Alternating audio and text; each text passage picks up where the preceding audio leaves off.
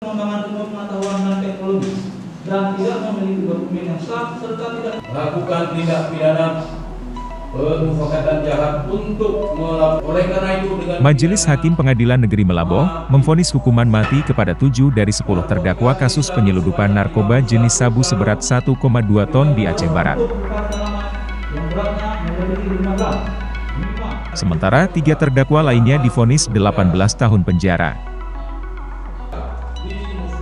Sidang pembacaan putusan perkara yang melibatkan seorang warga negara asing ini dilaksanakan secara daring.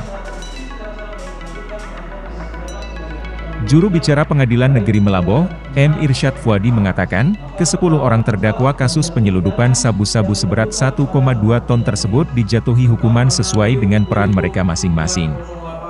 Ada 10 terdakwa,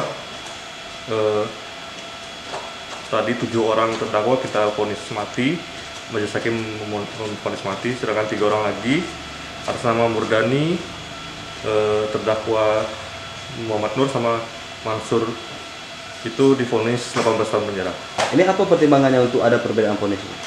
Majelis Hakim menilai karena perbuatan terdakwa tersebut mereka tidak ikut untuk merencanakan mengambil narkotika jenis sabu tersebut ke laut, sedangkan yang lain-lainnya itu ikut dalam persekongkolan bermufakat jahat untuk mengambil narkotika jenis sabu tersebut di laut, seperti itu.